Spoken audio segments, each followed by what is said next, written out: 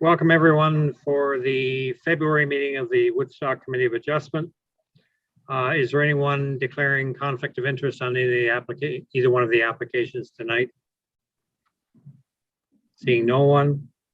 Approval of the January 10th meeting, moved by Peter, seconded by Bill, seconded by Peter. All in favor? Opposed? Carried.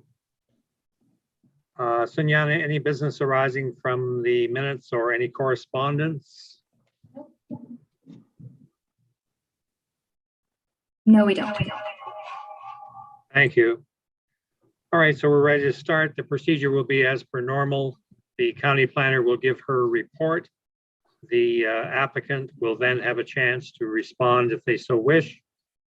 I will then ask those in favor of the application and those opposing the application to speak. After that, the application goes to the committee for a decision. Let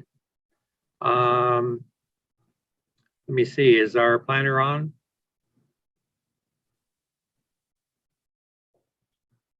Let's go with our first application, 715 Parkinson Road, Trillium Place Housing Co-op. Nuri, you're representing the co-op. Yes, I'm going to let Tim Welch from Tim Welch Consulting to speak first if he's ready. Oh, not just yet. Let's go to the planner for her report.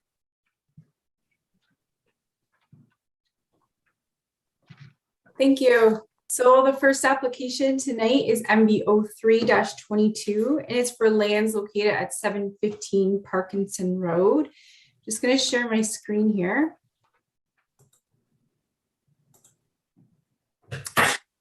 Okay, so this application is to reduce the total number of parking spaces from 1.5 spaces per dwelling unit to 1.23 per dwelling unit. And that would facilitate a 12-unit stacked townhouse development in the middle of an existing townhouse development. Just so the committee is aware, the subject property currently has 40 townhouse units on it. It is an affordable housing development. The total area of the property is about 3.8 acres. And there are 6 townhouse blocks. And so basically, like I said, the applicant is proposing to reduce the total number of parking spaces. There are approximately 64 parking spaces on the site. And the the total requirement is, there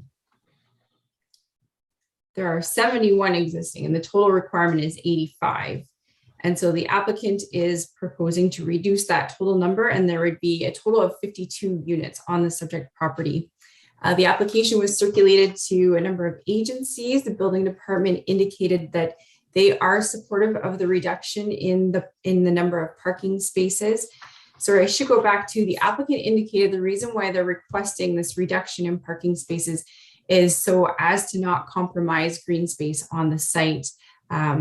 That they use. And so generally the proposal is located on lands that are medium density. The zoning is R3, which permits this type of development. The applicant is not requesting any other reductions in provisions from the zoning bylaw. It's just simply to reduce the number of parking spaces. The applicant also provided a parking study or an assessment of the subject of the subject lands in the current development, and the study indicated that the total number of parking spaces are currently underutilized. And so based on this assessment that was done, they're satisfied that the reduction in the parking spaces is supportable and that it won't have a negative impact in the area. Generally, the minimum parking requirements are required to ensure that there's not an impact on the neighboring area and that people are consistently parking on the street because there's not enough parking on site. But in this case, we're satisfied that we don't think that'll be an issue. And so in light of that, we are recommending that this application be approved by the committee. Thank you, Andrea. Tim, you have a positive planning report, so you need not speak unless you wish.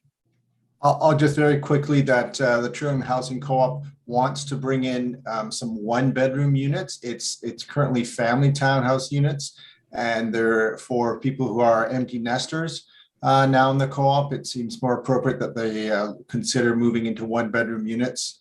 And there also will add to the creation of affordable one-bedroom units in Woodstock, of which there is a huge need in the community. Thank you, Tim. Thanks. Anything else? No, I was just going to say, just to be clear, the number of overall parking spaces that exists right now will not be reduced. There's a surplus of spaces in terms of the need in the community. So we'll be keeping the number of spaces at 71. There'll just be obviously an increase in terms of 12 extra units on the property. Understood. Is there anyone online wishing to speak for this application? Is there anyone online wishing to speak against this application? Seeing none, it comes back to the committee. Can I have a mover and a seconder for the planner's recommendation? Moved by Glenn, seconded by Bill. Discussion. All in favor? Opposed? Carried. Tim, I believe there's a 20-day waiting period before you can actually start with the parking procedures, but otherwise your application has been approved. Thank you. Thank you very much, members of the committee. Second application is 184 Waterloo Street. Ethan Wells, are you online? Or Ian Bartlett? Seeing no one, Andrea, go ahead with your planning report, please. Okay, this application is MB 04-22, and it's for lands located at 164 Waterloo Street.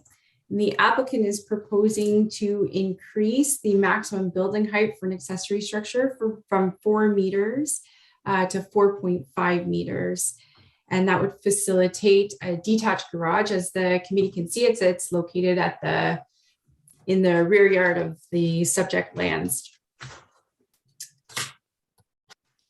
The accessory structure that the applicant is proposing is about 504 square feet. The property is considered, according to the building department, it's considered an oversized parcel. It's 1,011 square meters. And currently there's a single detached dwelling on the property, as well as a smaller garden shed on the property. The building department indicated that they are supportive of the application. They did request that if the committee approves the application, that they include a condition with respect to the installation and maintenance of eaves troughs and downspouts to ensure that the drainage is to the satisfaction of the city and therefore not impacting any neighboring properties. The subject lands are zoned residential zone 1, and it's designated low density residential. The accessory structure is obviously a use that's permitted in the R1 zone or any of the residential zones for that matter.